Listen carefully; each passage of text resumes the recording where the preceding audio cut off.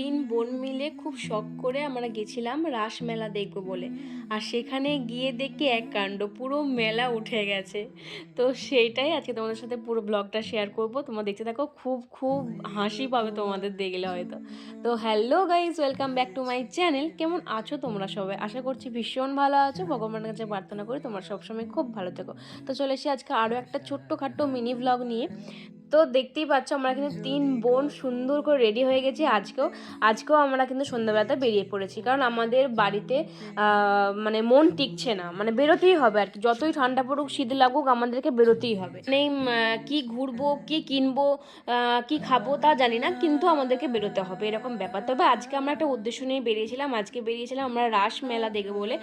পুরুলিয়া রাস মেলা কিন্তু ভীষণই একটা নাম করা বড় মেলা, তোমরা সবাই জানো। তো সেটাই বর্দি অনেকদিন থেকে বলছিল, আমরা যেদিন থেকে যাইনি তখন থেকে বলছিল যা আসবি তখন যাব কিন্তু একসাথে। আমরা ঠিক আছে। তো আজকে সেই উদ্দেশ্যেই বেরিয়েছিলাম। তো সেখানে গিয়ে এক তো ঘটে গেছে এক কাণ্ড। তো তোমরা দেখো, পুরো ব্লগটা দেখলেই বুঝতে পারবে। তো প্রথমে এখানে এলাম, দেখলাম এখানে কয়েকটা মেলা টেলার দোকান আছে। তারপরে ভিতরে যেয়ে দেখছি যে পুরো মেলাটাই উঠে গেছে। আমরা জানি না, মানে যে মেলা যে উঠে গেছে তাও আমরা জানি না। তো মানে সে এক কি হাসি, মানে কি এক কাণ্ড, কি বলবো তোমাদের, ভীষণ হাসি পাচ্ছিল আর ভীষণ প্রেস্টিজও লাগছিল যে এত শখ করে টোটো ভাড়া দিয়ে এলাম এতটা রাস্তা, আর দেখি কিনা মেলাটাই উঠে গেছে। কেউ বলেনি একবারও, কেউ জানিই না আমরা। জামাইবাবুও বলেনি। জামাইবাবুকে বলছিলাম বিকেল থেকে দুপুর থেকে যে যাবো, তো জামাইবাবুও বলেনি, কারণ জামাইবাবুর ওখানটাতেই অফিস, তাও বলেনি, হয়তো ইচ্ছা করেই বলেনি, এত বদমাস। তো দেখো আমরা কিন্তু টুকটাক দোকান ছিল, মানে তখনও টুকটাক ওই একটা দুটো দোকান ছিল। তো সেখান থেকে কয়েকটা জিনিস পছন্দ হয়েছিল। ওই বোতলগুলো বেশ সুন্দর পছন্দ হয়েছিল, ভিতরটা কাঁচের বাইরেটা ফাইবার, দেখতে বেশ সুন্দর, তার জন্য ওইটা নিয়ে নিয়েছিলাম। আর এই হলো রাস মন্দির, তোমার সাথেও একটু শেয়ার করে দিলাম, বেশ সুন্দর কিন্তু মন্দিরটা। আর এইদিকেতে একটু কাপ ডিসের আছে, আর যেটা বড়দি যে হাতে করে দেখছিল না, ওই কৌটোগুলোর মতন, ডিব্বাগুলোর মতন, ওইগুলো দুটো নিয়েছি মায়ের জন্য। তো ওইখান থেকে চলে এলাম, আর বেশি কিছু কিনিনি। আর সানার জন্য একটা খেলনা কিনেছিলাম, আর মেজ দিয়ে ওই টুকটাক সংসারের জিনিস কিনেছিল, সেগুলো তোমাদেরকে পরে আমি দেখিয়ে দেবো, ঠিক আছে।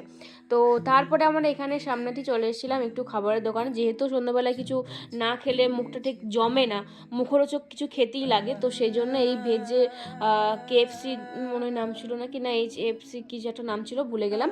তো যাই হোক, ওই দোকানটাতে এসেছিলাম।